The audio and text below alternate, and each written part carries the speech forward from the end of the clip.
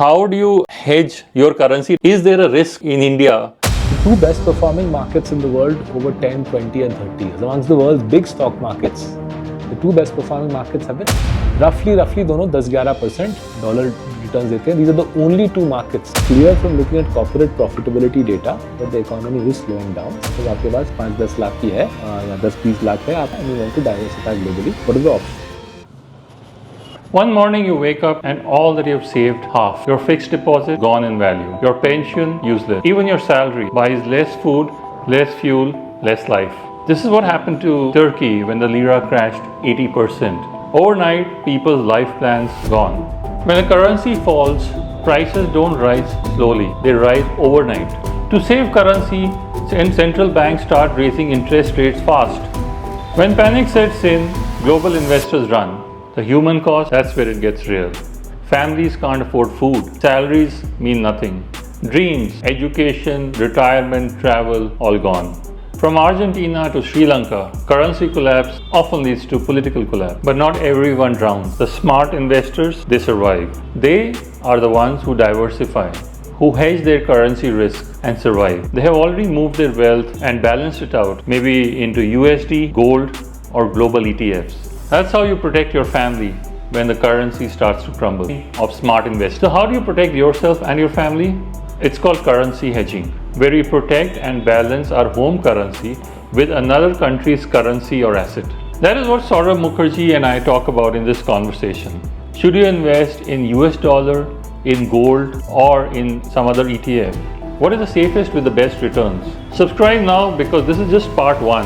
And we are going to put out part 2 and 3 later, and you don't want to miss it. Edition of our conversation, and today I'm very excited to have somebody who is, a doyen in investing, Saurabh Mukherjea. Thank you, and I also am very excited because he's my alumnus from the same institution. Fellow LSE alumni. Fellow LSE alumni. Today we have a very interesting discussion which I would like to talk about is how do you hedge your currency? Is there a risk in India? So before we look at apocalyptic scenarios, let's look at the base case, right? The base case is the rupee tends to lose between a third to 40% of its value to the dollar in a given decade, right? So 91 se chal raha hai, and there's nothing unusual about that. What we as economists have seen is any country, any Asian country which develops fast tends to lose value to the dollar. There's a simple reason for that, and what we learned at the LSE was if an emerging market grows fast, the manufacturing aspect of that economy will join the global economy. But what that also does is it drags up the price of services. So for example, if Maharashtra grows fast, then the price of my haircut in Bombay also goes up, right? Because the Mumbai economy is doing well, or in your city of Bangalore, the coffee shops are doing well because the overall Bangalore economy is doing well. Now, you and I can't arbitrage that. I can't say, boss, meri haircut महंगी हो गई, so let me now go to Kolhapur for cheaper haircuts. And since the price of services constitutes the majority of our economy, as the price of services goes up, right, whether it is restaurant meals or haircuts, it drags up the overall CPI index, drags up the overall price level. The currency then depreciates, the rupee depreciates to adjust for that. Right? This is a healthy outcome. This is what India has experienced since 91, where over the course of a decade, 35 से 40% value rupee का dollar के against धस जाएगा, right? And should we diversify against that? Absolutely, we should, right? We are thinking people, right? We should diversify. Not only should we diversify, there's another aspect of finance theory which informs how we can diversify. So, 1957 में Harry Markowitz ने एक paper लिखा, for which he got the Nobel Prize in 1990. I read the paper in the LSE in the 90s, but I wasn't so bright. So मुझे 10 साल लगा. Till 2005 it took me to figure out the implications of the Harry Markowitz paper. Right? So the Harry Markowitz paper, which we often have to discuss in our classes. हाँ, but समझ नहीं आता तब कि class में we have discussed. Does it have a practical implication? 2005 the practical implication hit me and I said, oh my God, this is life changing. Right? So what did Markowitz say, and why does it pertain to our lives in the context of the rupee's depreciation against the dollar? What Markowitz said was that if you have two uncorrelated assets, you should put your money 50-50 in the two of the assets, right? So the uncorrelated word is important. If you have two uncorrelated assets, आप दोनों में 50-50 पैसे डालिए 50-50. You'll get the higher return of the two assets. You'll get the lower risk. Therefore, your return divided by risk, जिसको कहते हैं risk adjusted return, return divided by risk, that will go up, and you will be far better off than you were had you just done either of the two assets, right? Now let's apply this to the stock market, right? The two best performing markets in the world over 10, 20 and 30 years. Amongst the world's big stock markets, the two best performing markets have been America and India, right? Roughly दोनों 10-11% dollar returns देते हैं. These are the only two markets, right? It's remarkable. These are the only two markets which do double-digit dollar returns over 10, 20 and 30 years. No other large market is able to pull it off, right? Now, the great news for us in India, right? The greatest news for us in India is that between America and India, the correlation is super low. Amongst the world's big markets, सबसे कम pairwise correlation India America की है. If you think about it a little bit, it's clear why this happens, because the two economic systems are very different. The political systems are actually also very different. Both are democracies with very different political systems. The financial systems are also actually very different. Theirs is a market intermediated economy, bond market, stock market. Ours is still by and large a bank intermediated economy, right? Obviously, the two countries are miles apart in per capita income. The result of that is usually America and India are in different stock market cycles, barring the great financial crisis, 2008, and COVID, those are 21. Barring these two global shocks, global catastrophes, the Indian and American market very rarely fall together. वही दो instances हैं last 25 साल में जहाँ पे both markets have got pounded together. But उसके अलावा when they are doing well, we might or might not be doing well. When we are doing well, they might or might not be doing well. But दोनों एक साथ पिटाई होना बहुत unlikely है. So applying Markowitz to the global stock markets, we should do 50-50 America, India, rather than putting all our money in India and starting, getting very excited. Do 50-50 America, India, let the portfolio run, rebalance to 50-50. You'll get the higher return of the two markets. In the last 10 years, America has done better. Last 10 years, America has done 13% dollar returns. India has done 10% dollar returns. But hey, who knows? Next 10 years, maybe India will do better. You and I don't have to second guess that. But Markowitz is saying कि second guess ना करें. 50-50 करें and rebalance. You'll get the higher return, the lower risk. Therefore, return divided by risk will go up. You will be a happier investor who sleeps better at night. It so happens if you apply this, it also deals with the आपका Sri Lanka, Nepal wala apocalypse wala risk, right? Now, I don't think apocalypse is round the corner for India. But what I have said for the last couple of years is, it's clear from looking at corporate profitability data that the economy is slowing down. Corporate profits are barely growing at 5-6% in India, that is, in rupee terms. In the context of the elevated valuations in India, therefore, it is a little worrisome, the situation. In contrast with the elevated valuations in Indian small and mid cap, American small and mid cap valuations are at multi-decadal lows. So Markowitz वैसे ही बोल रहा है diversify कीजिए across India and America. Now you apply the valuation aspect, where Indian small and mid valuations are higher, American small and mid valuations are at multi-decade lows. A 50-50% diversification, to my mind, makes a lot of sense. So how do you do it? Because in India traditionally, there are various tools to do it. For instance, some people invest in funds abroad using LRS.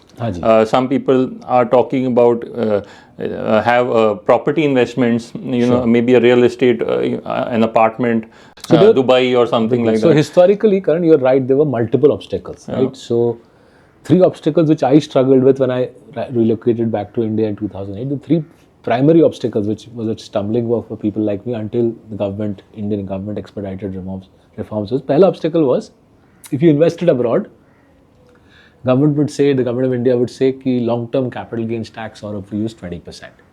So even though you would see यार America में पैसा तो बनेगा, you would then hesitate because the LTCGT was double the local LTCGT, right? So this piece was taken care of.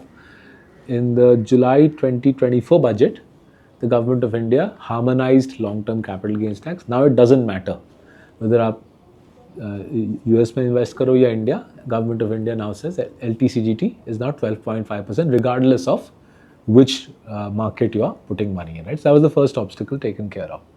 The second obstacle for many years was that the LRS limit of $250,000 per PAN number per year, that restricted the amount of money that I could put into the global market.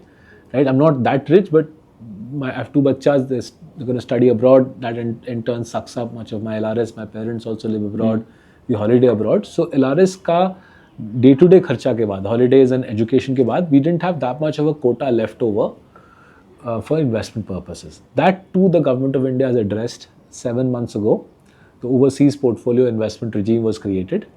The government of India has created the overseas portfolio investment regime, under which any corporate in India, LLP, private limited company, any corporate can invest up to half of its net worth in global funds through GIFT City. So any corporate in India can invest up to half of its net worth in global funds through GIFT City. So I can use LRS personally, but Marcellus, my employer, can use overseas portfolio investment, OPI regime, to invest abroad. Therefore, the cap in a way has gone away. I know at the level of the individual it hasn't, but for someone who has a family office or someone who owns a private limited company, he or she can invest from her company globally now, but through GIFT City. The third issue was that short-term capital gains tax for investing abroad is at your maximum marginal rate, which I suspect for many people watching your podcast, I suspect current will be 42%, right? And remember, for the purposes of STCGT calculation for overseas investment, the definition of short-term is 2 years. So that's pretty scary, right? That up to 2 years, आप 42% capital gain सरकार को दे डालोगे. So that was the third stumbling block. Now, on this piece, STCGT regime hasn't been revised for global investment.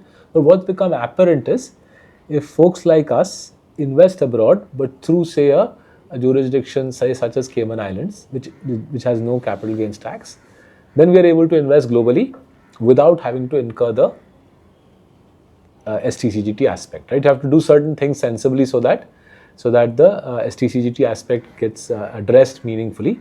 And we took advice 2 years ago and managed to figure out a way to do that. So now I can invest abroad, knowing that I'm at no disadvantage on the LTCGT part, knowing that beyond my modest individual allocation, I can use Marcellus' balance sheet.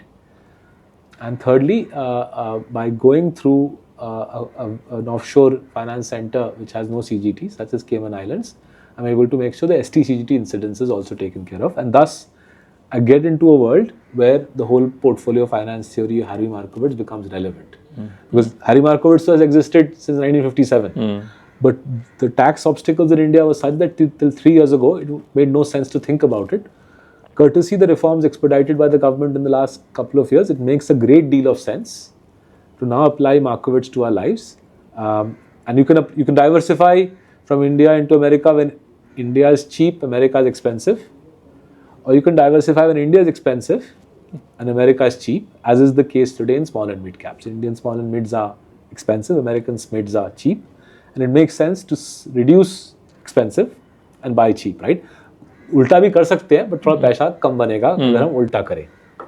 So let's identify some cost-efficient ways to diversify globally. ठीक है? So first off, even our construct even our construct, we are investing abroad both through a fund construct and a portfolio management services construct. So even investors with say as little as say 60 lakhs, 70 lakhs, even investors with 70 lakhs can invest with us and get the benefits that I was discussing. So minimum 70 lakhs अगर आपके पास है and you want to diversify globally, you can reach out to us. But suppose you don't have 70 lakhs, suppose आपके पास 5-10 लाख ही है या 10-20 लाख है, आपके पास 70 लाख नहीं है, and you want to diversify globally, what are the options? I think the cheapest, most sensible option is buy a index fund on Nasdaq or S&P 500. Right? Buy an index fund and don't sell that before 2 years, because if you sell it before 2 years, you get whacked with 42% STCGT. So आप ETF खरीदिए rather than trying to do single stock selection sitting in India. Buy an American ETF. S&P का भी मिलता है, Nasdaq का भी मिलता है. Nasdaq का I think QQQ is the most popular ETF. You can buy that. Most of the Indian brokerage apps have a option to buy American ETFs. I'm pretty sure S&P का ETF और Nasdaq का ETF आपको प्राप्त हो जाएगा.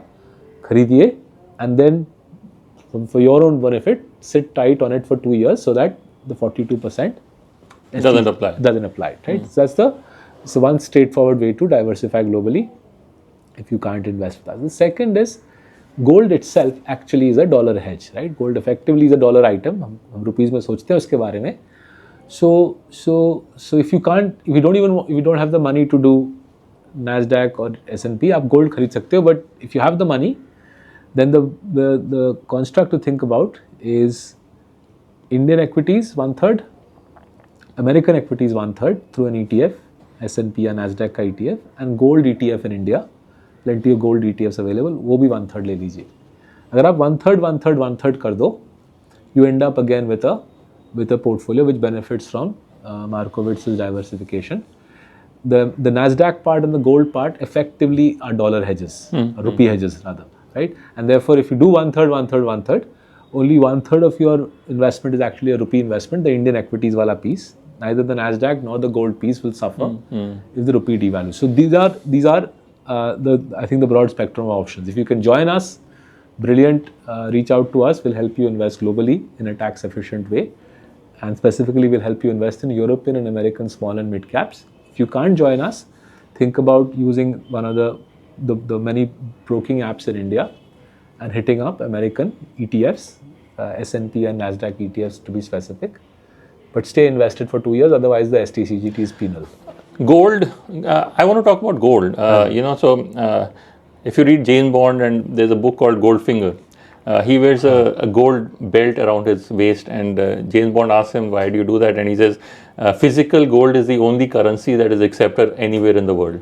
So gold ETFs, how safe are they? Because at the end of the day, when, as they say, shit hits the fan, maybe the company which is supporting gold ETFs, if it in a 1% chance collapses, then you are still left with the risk. So should it be gold biscuits or physical gold that is the safest? Sure. So look, I mean, you have to weigh up the risks on both sides.